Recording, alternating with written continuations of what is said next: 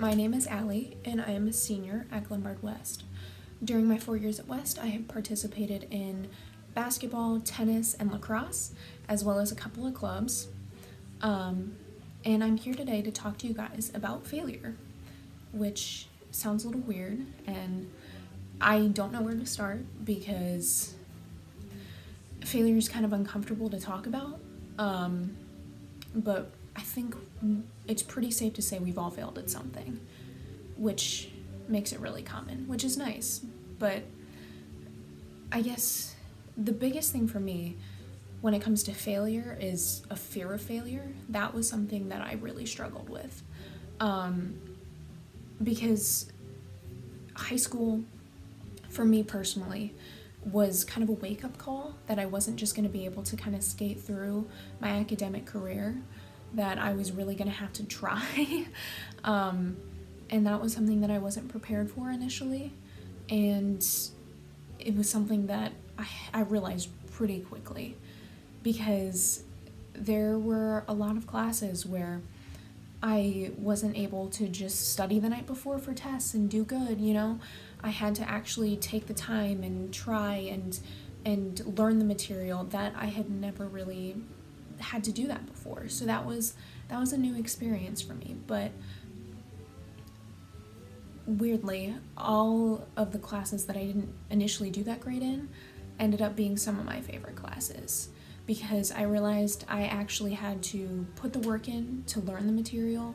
I had to study, essentially, and I knew the material and I could use it outside of the classroom because I knew it, you know, and that had never really happened to me before. It had just been regurgitating facts for a test and then forgetting all about it, which isn't what learning should be about. So today I just wanted to talk to you guys about, well, my personal fear of failure and how to approach it, especially now that we're in e-learning, because e-learning is different, obviously. And I know that now I think there's just as, if not more, pressure to be good in school, because you hear it all the time. You hear people say, well, you're at home, you know, why is this such a challenge? You're just sitting there doing school. What else could you be? And that's not realistic. I think now, as students and as people, we're faced with more challenges that we've never had to cope with before.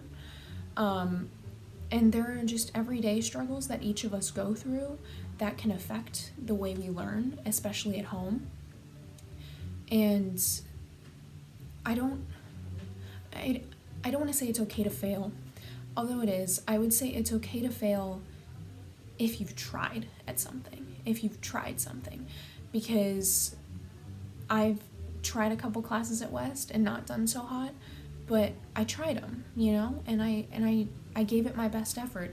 And at the end of the day, while it may not look that great on my transcript, I get the satisfaction of knowing that I actually wanted to be in the class. I wanted to try and get better, because when you are faced with a failure, you have two options. You can, you know, turn and walk away and say, whatever, this isn't for me, I'm done. Or you can say, you know what, I kind of want to keep trying this. This is going to bother me if I don't ever end up actually being good at this, or if I just, you know, stop trying. And that's a pretty difficult choice for people to make, especially for kids in high school to make. But unfortunately, it is something that you're going to be faced with at West. I would say my words of wisdom, which isn't really wisdom, it's just my opinion, would be you'll sleep better at night if you put your best foot forward and you don't let whatever you're failing at get you down, and you say, you know what, I can't sleep at night knowing that I just gave this up. Unless you've tried it 6 or 7 times and you just aren't good at it, then I understand. But if you tried it once and maybe it didn't go your way, if you took a class and you failed the first test and you think, you know what, I should just drop, think to yourself, in the long term, will this be a decision that I'm okay with?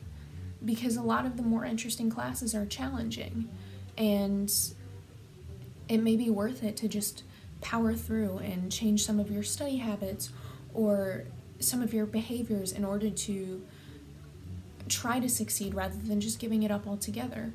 I know for me, my specific example was bio, honors bio, freshman year. I had always been a decent student at science. I wasn't, incredible by any means, but I understood it. I did fine. And when I got to honors bio freshman year, I did really bad first semester. I did bad on the first couple of tests, and I remember coming home and being like, I don't understand why I'm doing bad, Like I know this stuff, it's common sense or whatever. And my mom was like, well, do you study? And I was like, no, why would I even bother? And she's like, well, because you got Fs on the first 3 tests, that's probably why you should care. And I realized that she was right. I wasn't trying. I never anticipated trying, and I was failing. And I wanted to drop. I wanted to go to Reg Bio. I wanted to just kind of say this wasn't for me, and I tried it, and I didn't do good. Oh well. But I realized that I was enjoying what we were learning in class, even though it was challenging, and maybe I didn't understand all of it right away. I really liked doing the labs, and I really liked doing the projects, and I just liked learning about things that apply to everyday life, that we all, know, and that we all see and interact with in our daily lives. And so for me, I was faced with the choice of either giving up and moving on and saying, you know what, whatever, this isn't for me, I tried it and I'm just not good at it, or saying, well, I really like learning about this. I maybe just need to change some of my study habits, but I think I can get through it. And that's what I did. And while it didn't change my life, I didn't have I'm not gonna be a bio major or anything like that, it was still nice to know that at the end of the day, I finished a class that I didn't do that great in, but I didn't give up. I studied harder, and I started being able to see things in everyday life that applied to that class, and that was really cool for me because, like I said earlier, school just used to be memorizing facts and then putting it down on a test and then forgetting about it. And now it's like, well, I can actually hold a conversation. I can actually have an opinion on things we were learning, and that was new for me. So I guess to wrap this up, I would say fear of failure is pretty common, especially academic failure. And I would say to you guys in e-learning, as scary as that idea of failure might be, you have to ask yourself if at the end of the day, if not trying is going to be worth it. And to some of you, the answer might be, yeah, you know what, not trying is not going to be worth it. I don't really see the point. I'm just going to move on. And that's totally fine. As long as you can say to yourself, I gave it my best and it's not my thing. But for those of you who say, you know what, I still want to keep trying, this might be something maybe I can improve at, then I would say understand that progress isn't linear. It's not like you're going to decide that and you're just going to automatically start doing better. You're going to have some ups and downs, but at the end of the day, I think you'll be satisfied knowing that you tried, and that even if you do end up failing at the end of it, you tried, and that's what really matters. And that's a life skill, and that's something that you can carry with you for a long time.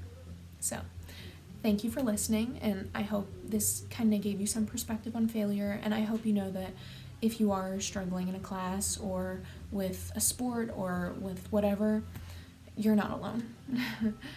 You're definitely not alone. So thank you.